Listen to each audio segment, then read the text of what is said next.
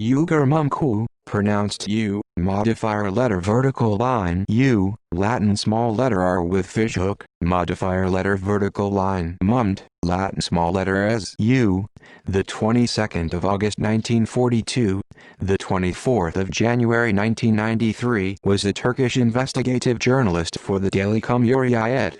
He was assassinated by a bomb placed in his car outside his home. Biography Uğur Mumcu was born the third of four siblings in Kırşehir. He went to school in Ankara and in 1961 attended School of Law at Ankara University.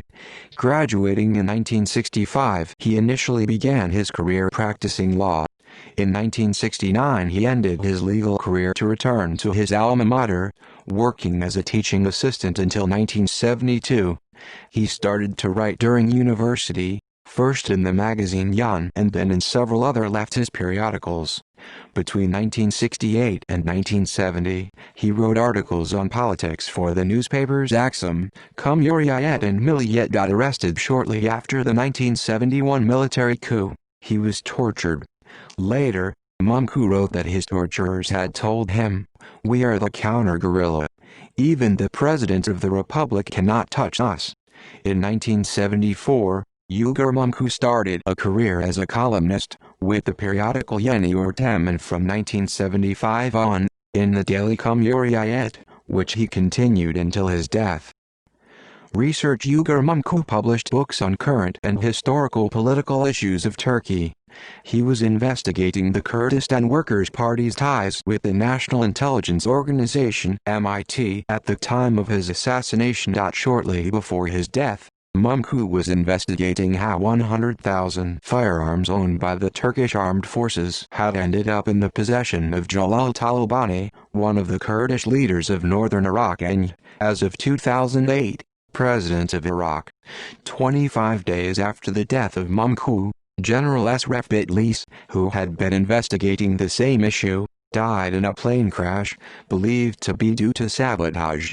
In his 8th of January Cumhuriyet article, titled Ultimatum, Mumcu emphatically stated that he would soon reveal in a new book the ties between Kurdish nationalists and some intelligence organizations, i.e., Abdullah Öcalan and the National Intelligence Organization. According to his son, Oscar, Mumcu had an appointment with retired prosecutor Baki Tug on the 27th of January to learn more about Abdullah Öcalan's suspected ties with the MIT. The state was officially fighting his militant organization, the PKK.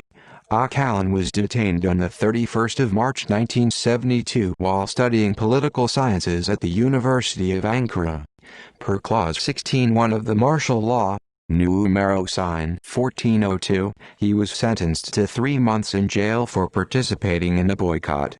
He was released on the 24th of October 1972 after the National Intelligence Organization forwarded a message to the prosecutor handling the case, Tug, that one of the suspects was one of their agents. Tug later said that he could not remember whether the agent was Öcalan or one of the other suspects. Assassination. On the morning of the 24th of January 1993, Mumcu left his home and was killed by a C4 plastic bomb as he started his car, a Renault 12, license numbered 06YR245. There are numerous hypotheses over who was responsible for his murder.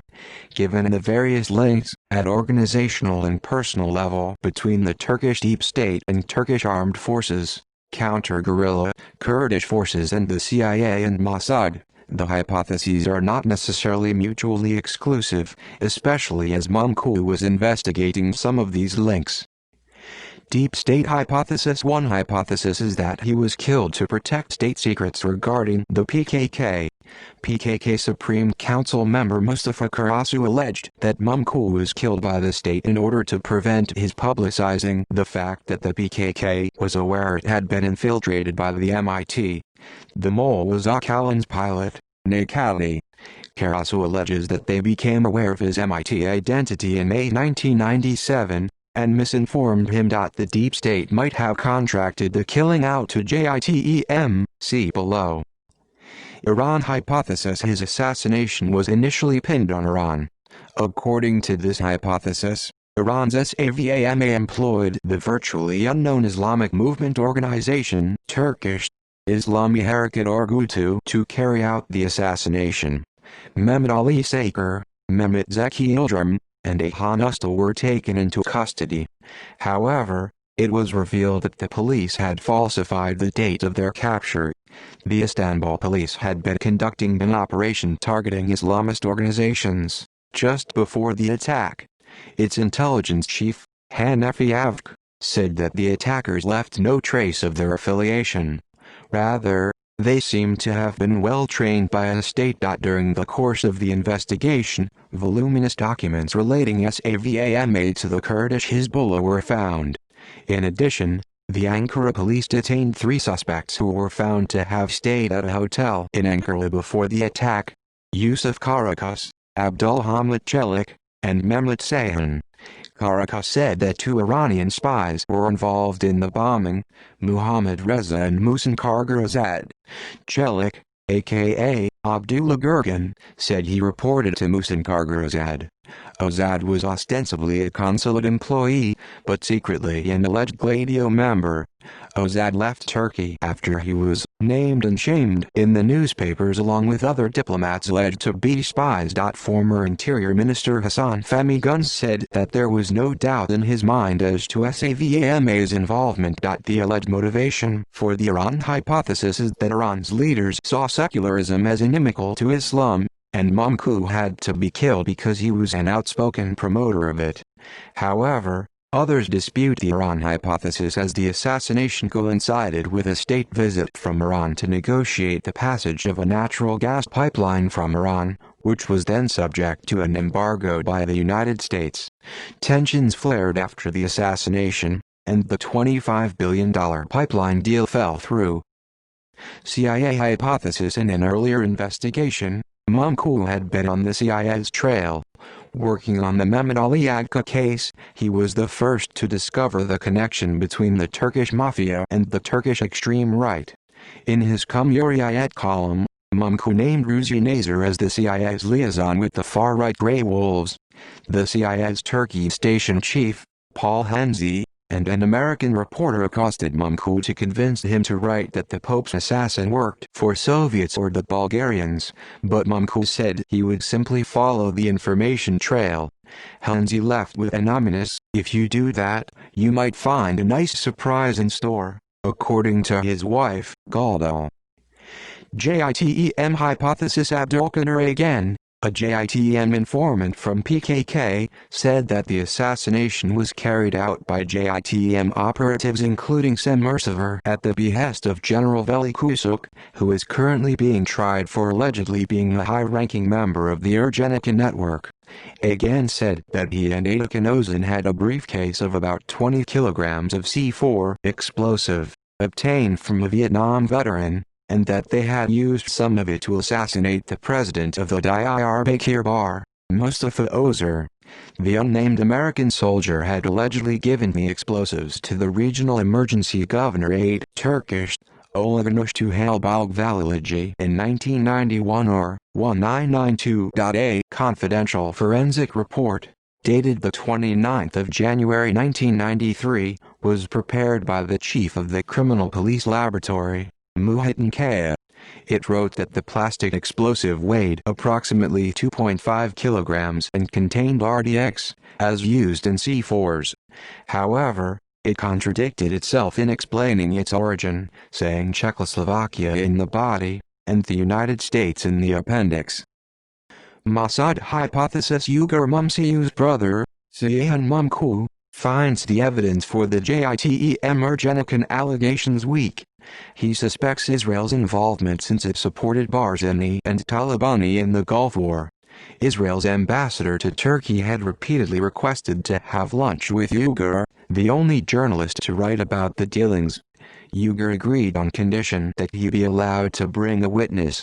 The ambassador rejected the offer, and Mumcu died shortly thereafter. Ceyhan Mumcu said his suspicions were supported by evidence uncovered in the Ergenekon investigation. A report seized from retired General Veli Kusuk, dated the 2nd of February 1993 and purportedly emanating from the MIT, says that the CIA and Israel's OADNA were involved.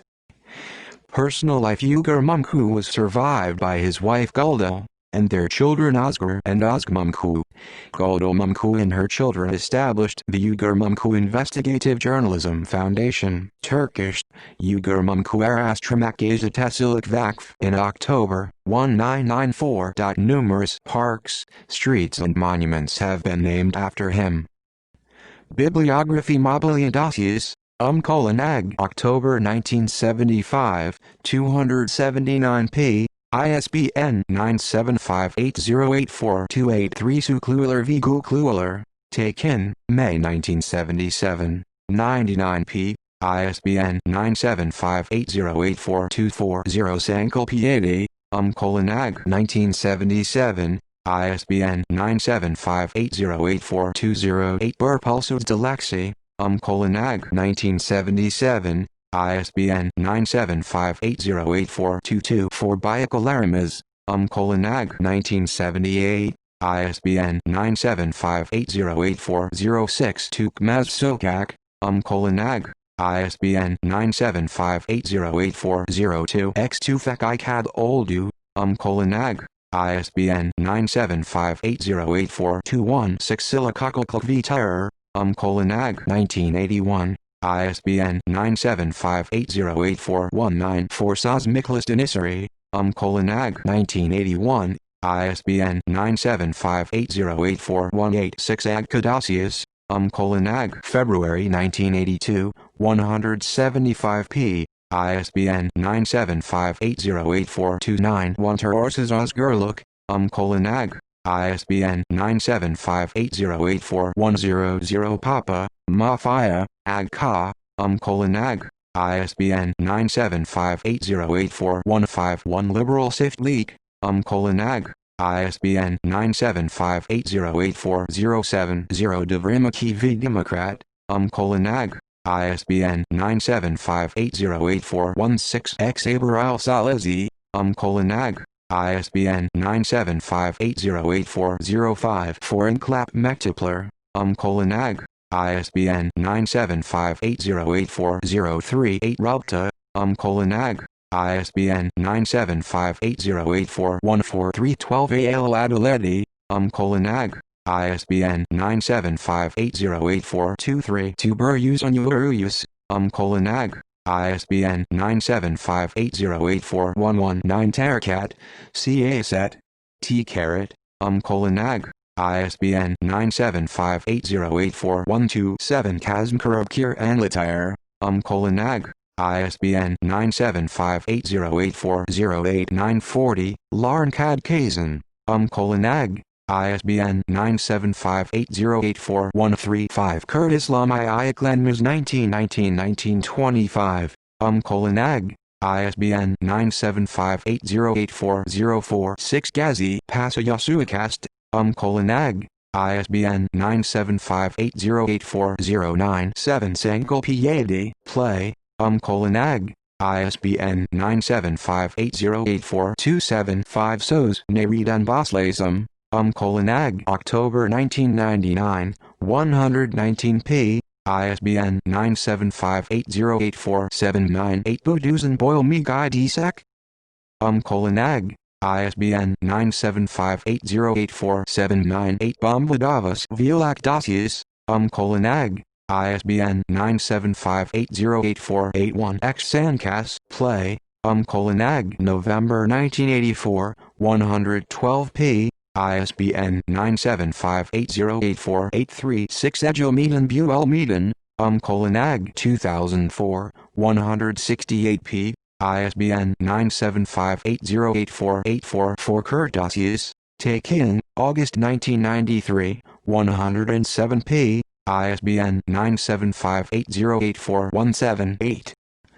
See also List of assassinated people from Turkey. List of unsolved murders. References. Further reading: Akura, Belma, the 24th of January 2006. Sufeli Kokjursak Milliyet, in Turkish.